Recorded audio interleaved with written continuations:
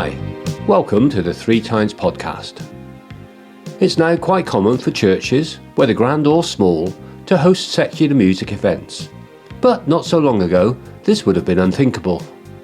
The idea that churches should confine their activities to respectful worship is strongly rooted in centuries of tradition. And it's only in the past 10 to 20 years that a warm welcome has been more widely extended to people visiting a church for an event that is primarily for entertainment. Actually, this is a return to the ways in which the church originally served its community. To find out why this is happening and what it means for a typical parish church, I spoke to the Reverend Mark Nash-Williams, whose parish of Alston Moor covers much of the South Tyne Valley, and whose church of St Augustine's in Alston often hosts secular music events in addition to its many religious services and community-focused activities. The bells that you can hear at St Augustine's are played by Josephine Dickinson with a carillon rather than ropes. In this episode, she plays a couple of tunes from a repertoire that includes a wide range of religious, classical and popular music.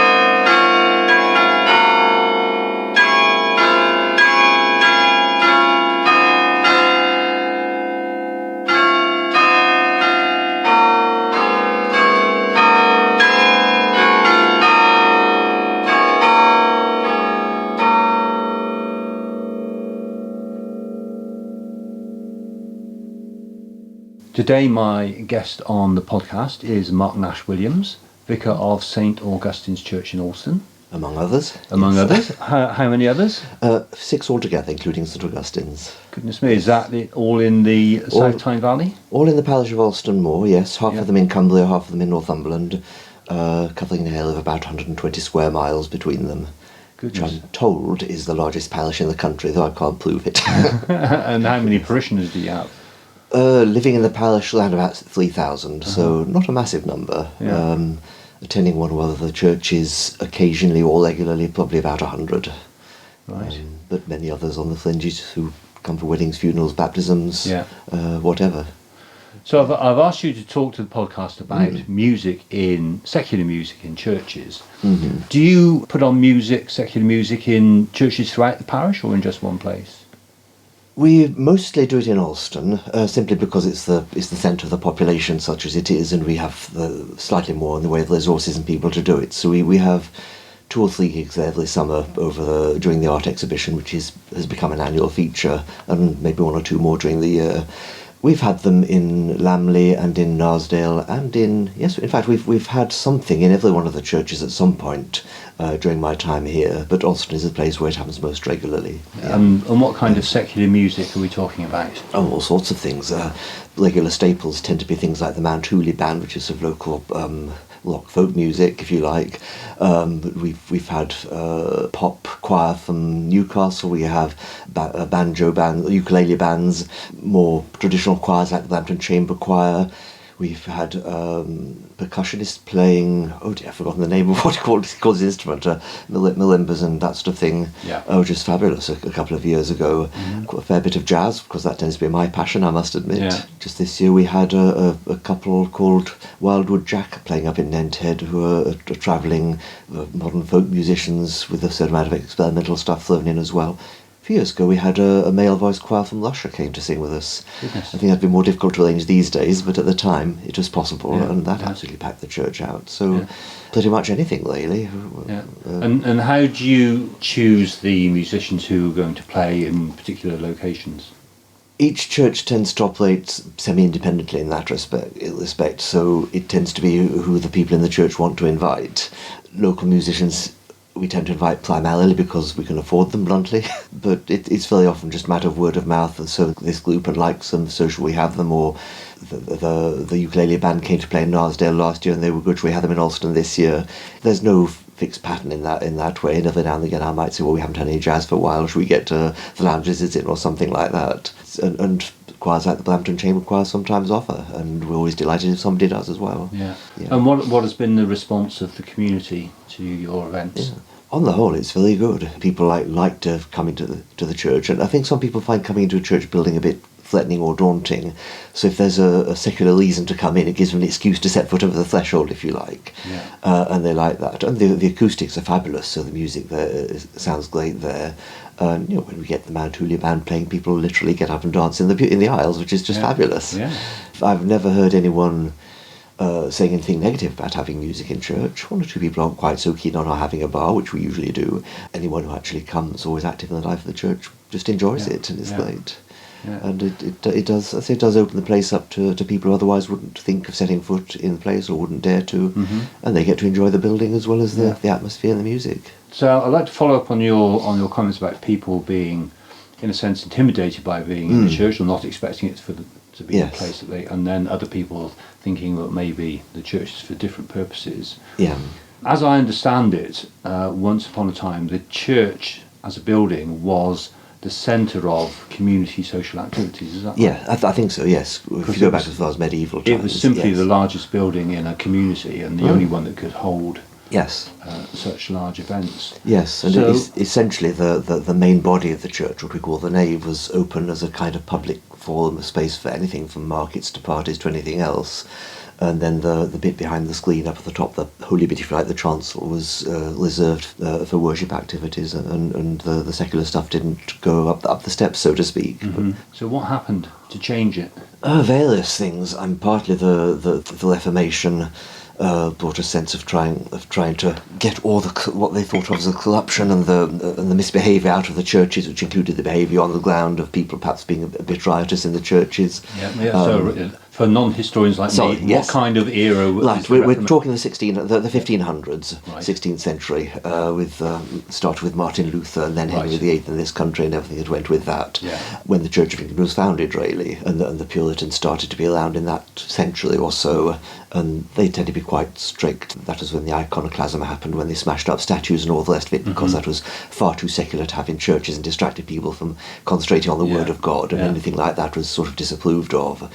And then quite a number of churches in the sort of 17th and 18th centuries started introducing box pews into the churches, which meant the whole space was taken up with furniture, basically, so there wasn't space for anything else. Yeah. Because up until that point, churches largely had no furniture. It had been a vast open space.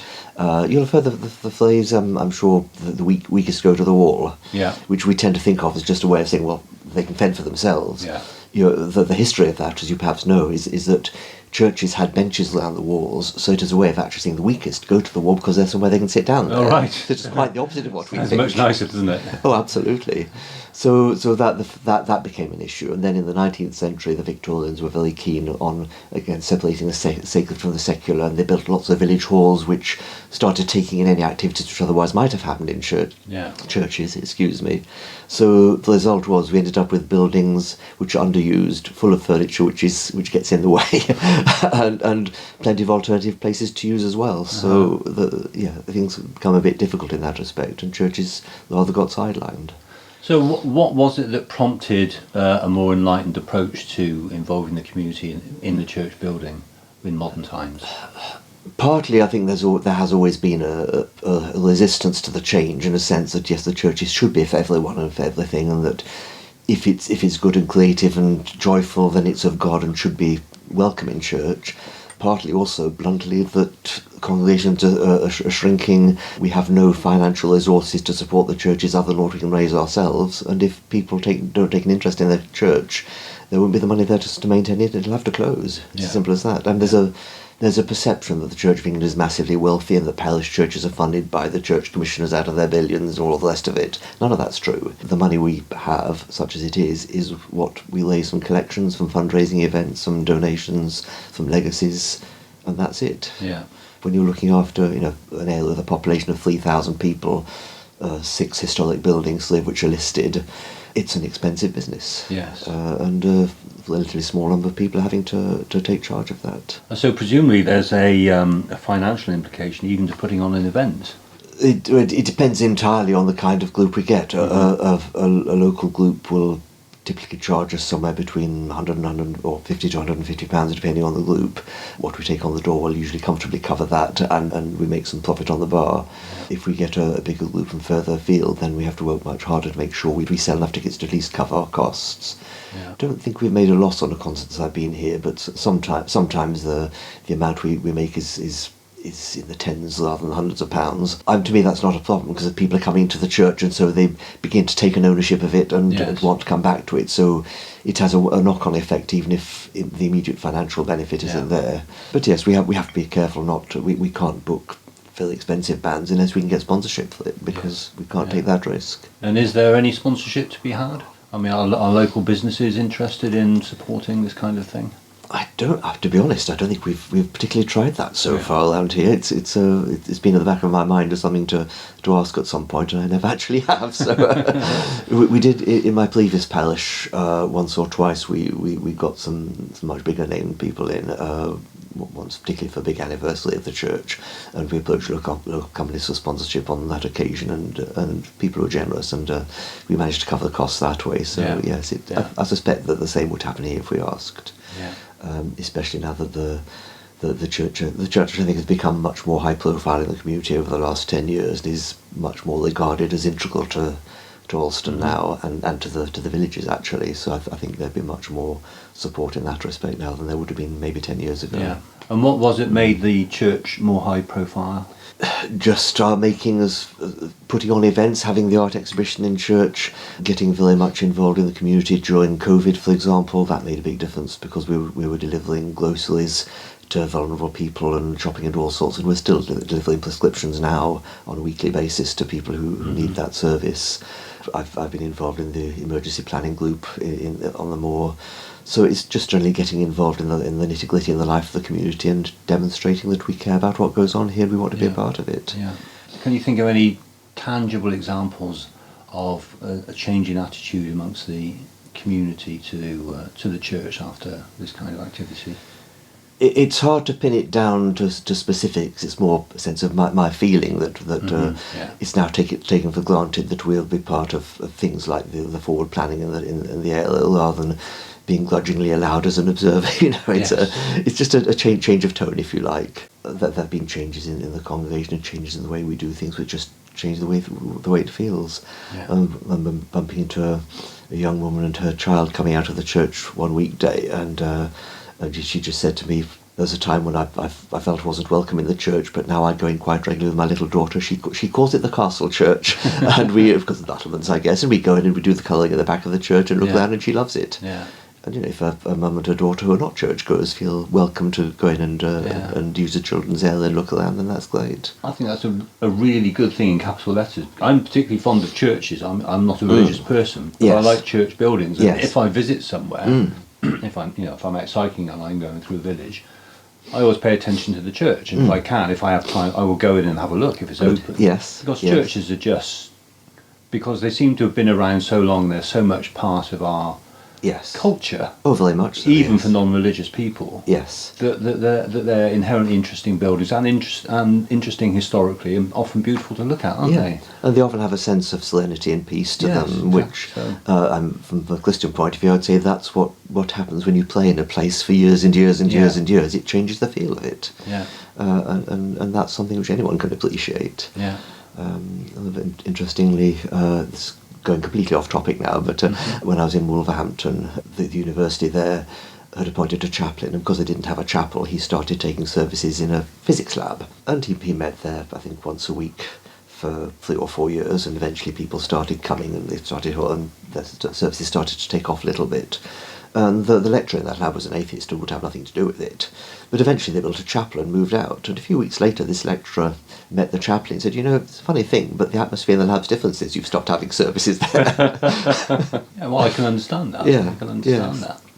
Yes. And have you had any comments from musicians who played there about the experience of playing in the church? Oh, they just adore it, because the acoustics are wonderful. Actually, all our churches have got really good acoustics. And you say there's something about being part of the history of a place like that, that letting your music tune into the walls and the soul and the spirit of the place is quite a special thing, actually. And I think they just love it. And for some of them, actually, for local musicians, there has also been this thing about them not quite daring to set foot through the door. So, getting an invitation to come and play in this building, which has been a bit intimidating, it can be quite liberating for them to receive that invitation. Yeah.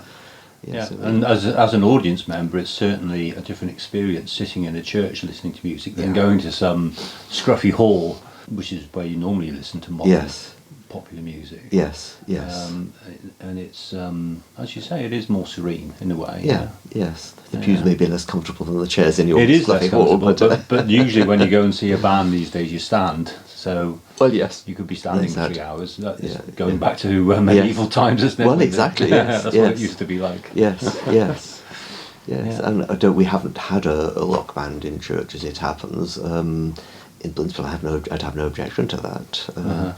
Might just have to check the lyrics a little bit. But I think the acoustics might be challenging for a rock band. Could be, yes. Because, and I know this from experience because a couple of years ago when I was visiting my family in Somerset, I went with my brother to Wells Cathedral, which is a beautiful building. Yes. Beautiful building. Yes. To see a Fleetwood Mac tribute band. Yes. And, we both quite like Fleetwood Mac because we're both of that age.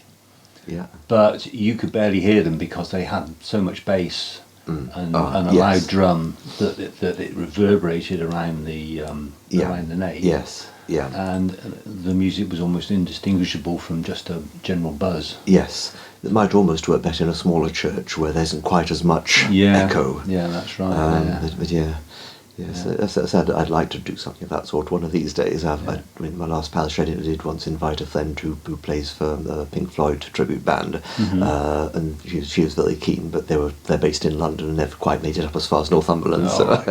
Sadly, because Northumberland, as we know, is the end of the world. Well, absolutely, yes. Well, absolutely, yes. So, can we think about St Augustine's Church in particular? What's the history of St Augustine's Church? That's an interesting question. And there have been at least 3 churches on that site, and quite possibly more. I think we know of 3 stone-built churches. The assumption is that there's been a church there since for at least 1,000 years, possibly longer. But the medieval stone church became pretty much derelict around about the 1700s. It was deemed to mid-1700s. It was deemed to be just irreparable, so they pulled it down and built a new one, which is built by a chap called Smeaton, who I think is mostly known for building lighthouses. Right. But it's not a particularly tall building, is it? Well, it isn't. No. So that church was built in the mid 18th century, in the 1700s, and that lasted about a century. And in around about 1865, the parish council voted to pull it down and build a new church. And the minutes of the meeting where that was decided are suspiciously silent as to the reasons for it.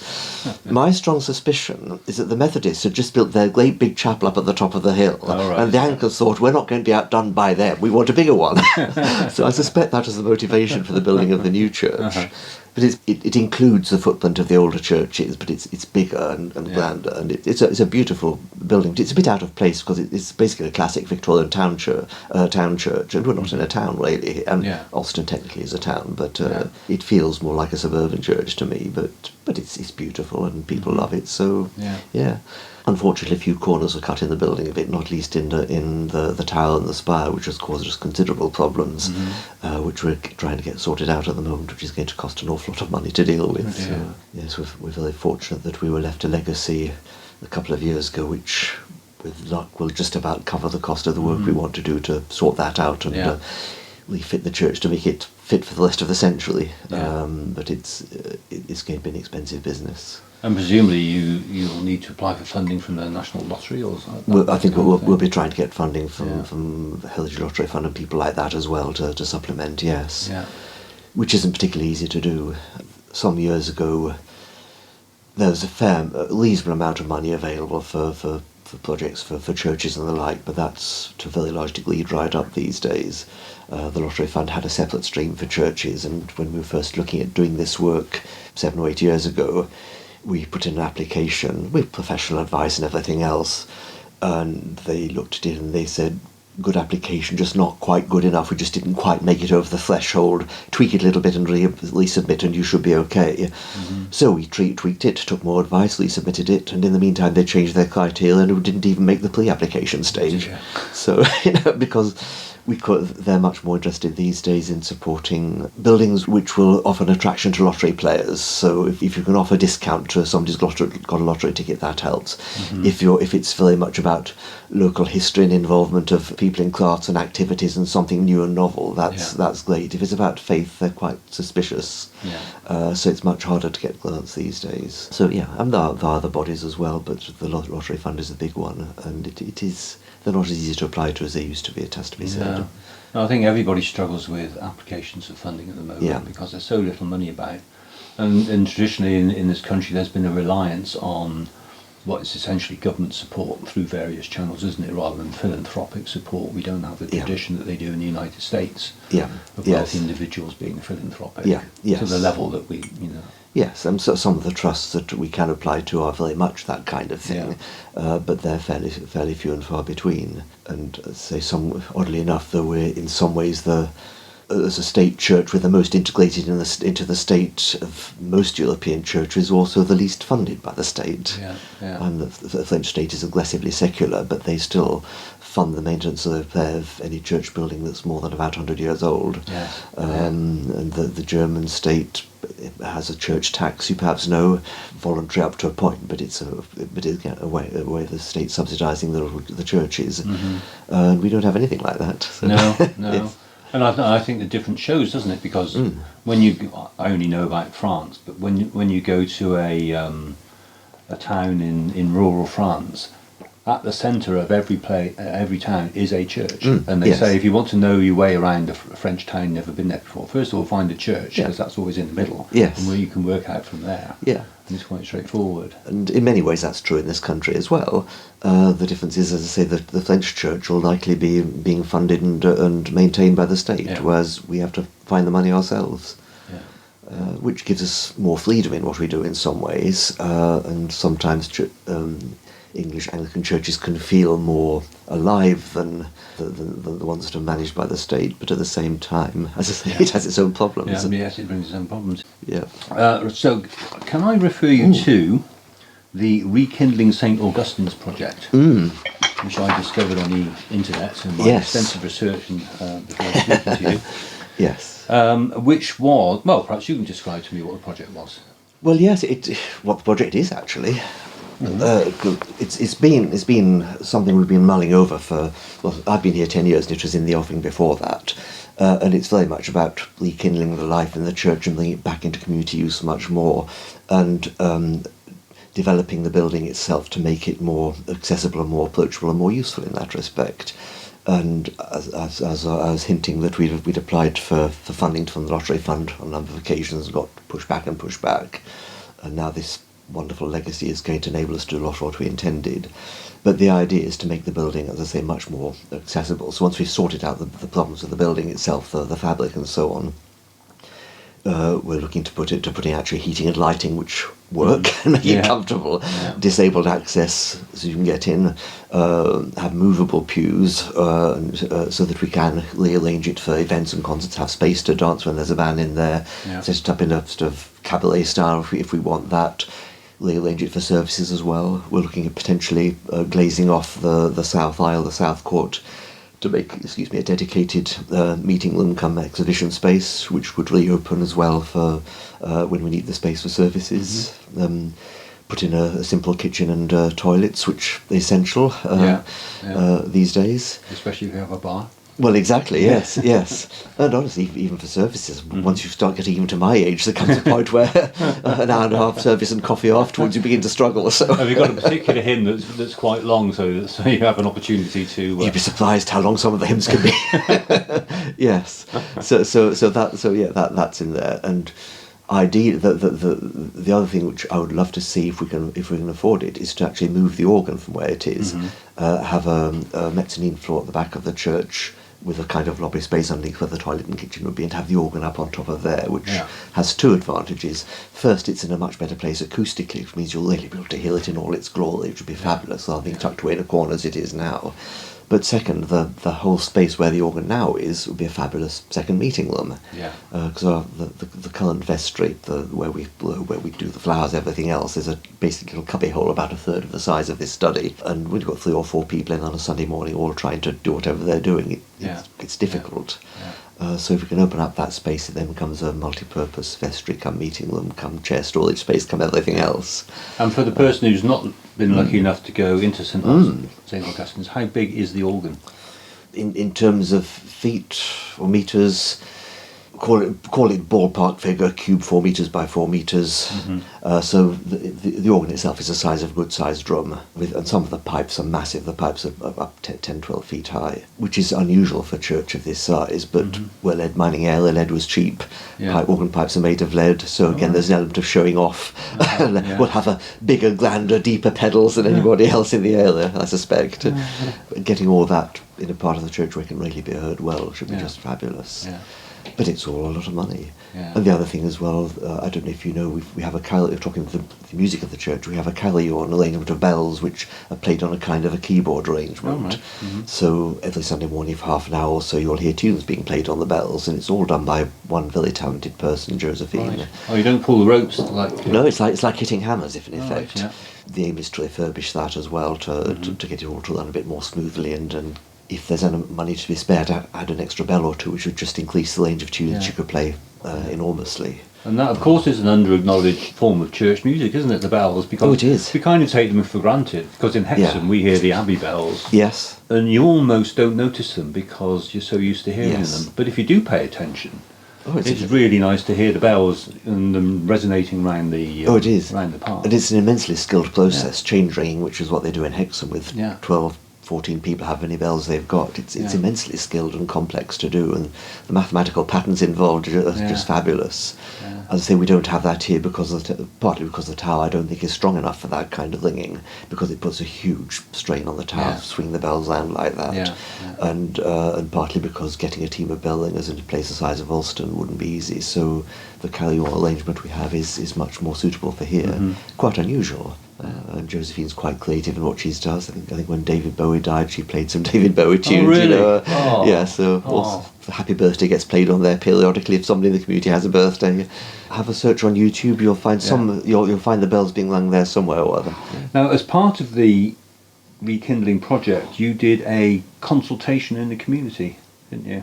Yes, we did. That's all before COVID now. A long time. And you had 115 items of feedback, it says here. That sounds right, yes. Can you summarise the kind of feedback that you got? Can you remember? Honestly, without looking it up, I'd struggle. I've looked it up for you. Yeah, you tell me. You'll know much better than I. With a typical journalist approach, I'm looking at the conflict that there is. I mean, conflict with a small c. Yeah, go on.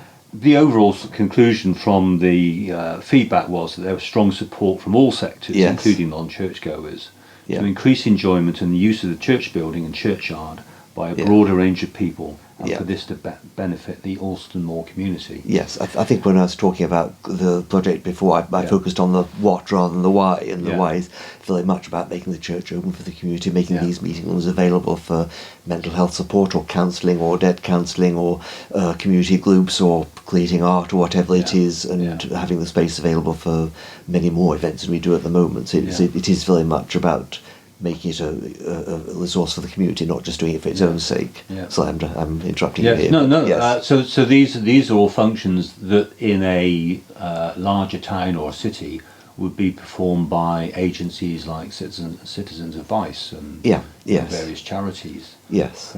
From the third sector. And we can provide premises for that to happen potentially. But among the concerns raised were that these activities might be viewed as inappropriate, and the quote given here is "keep the church for worship." Now, was there any significant kickback from the community to the proposals? Honestly, I've only ever heard comments like that from people who don't come and worship. All right. So that's one of the problems with a building like a church, is that people have really strong views as to how it should be used, and they don't necessarily reflect the reality of how it is used now, let alone anything else. And the people who have the strongest conservative views tend to be the ones who don't use it anyway. Mm-hmm. And their views matter because it's their church as well as everybody else's. But in the end, we can't actually allow the use of the church to be dictated by people who don't use it. Yeah. And certainly among the congregations, everyone is very keen to see the church being used much more. It's got to be done in a way that the church still feels like a holy place, a place where there is that peace and that stillness and that calm. Mm-hmm. But that doesn't mean that parts of it can't be used for other things as well at different times during the week, as long as that essential core purpose is still there. Yeah. So I'm wondering whether among people who did feel that music was acceptable, they might say, well, it would be fine if it was Mozart and Handel, but I'm not having any of that modern rock. There might very well be that view, but nobody's going to make them come and listen to it. And actually, the church has got to be there for every generation, and if the younger generations are more likely to enjoy rock than Mozart, then we've got to make the church attractive to them, because they're the future of the church. Yeah.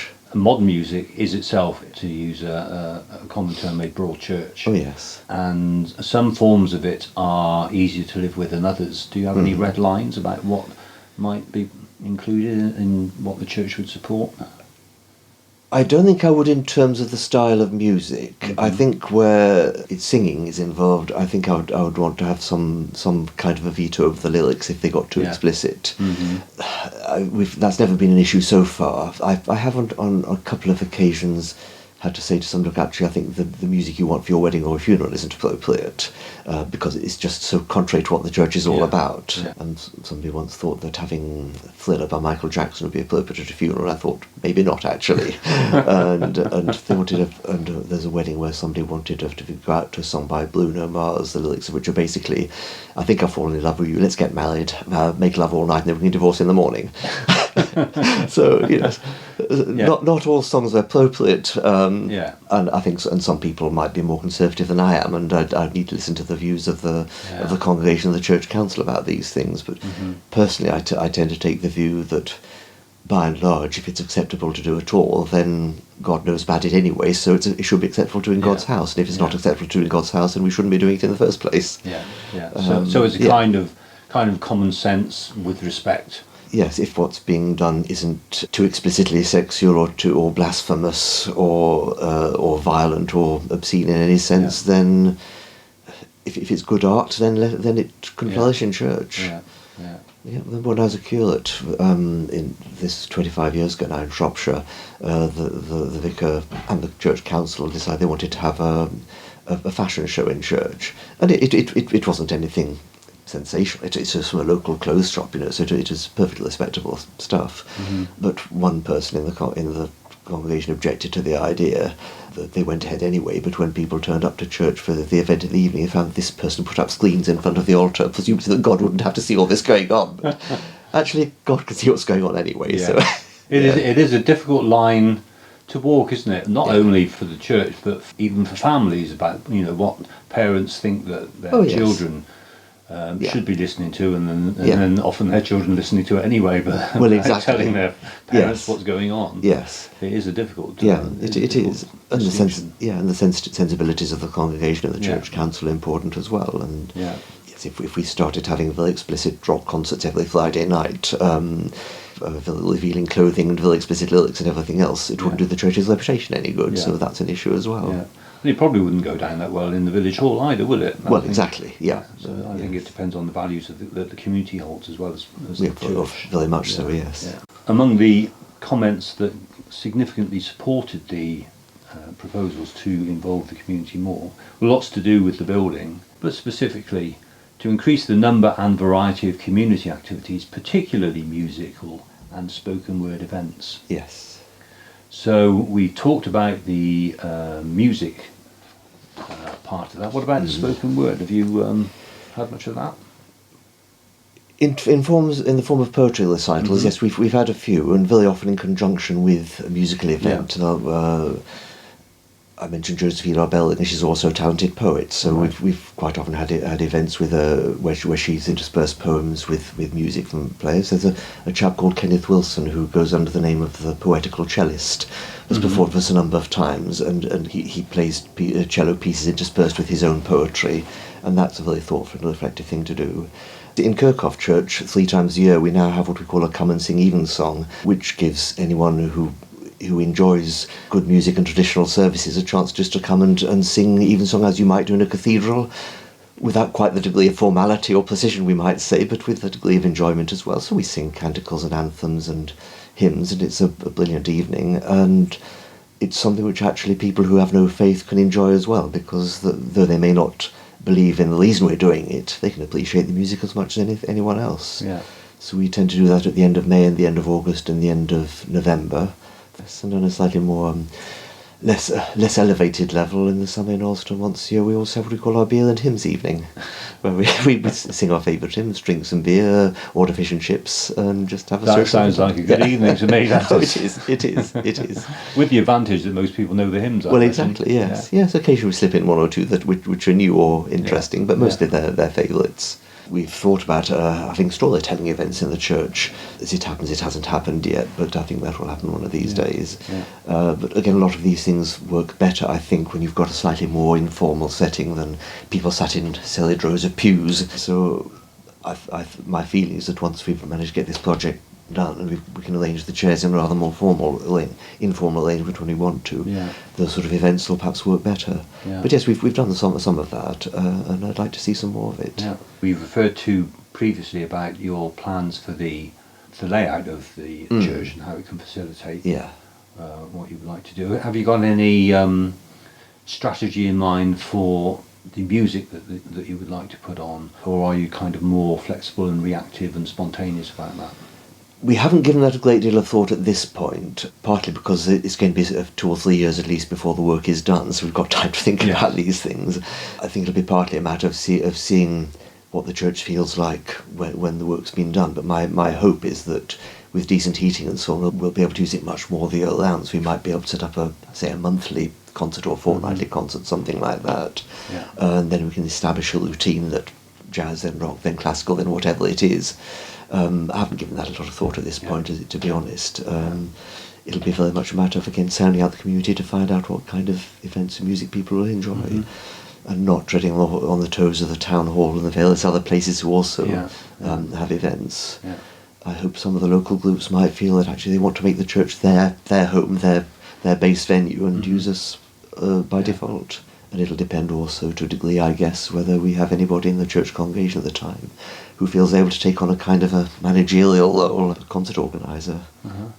That's a new church role then, isn't it? Well, absolutely, yes. An exciting one. Yes, but it doesn't actually have to be a member of the congregation. It could be a willing and sympathetic member of the wider community could take that role on. Yeah.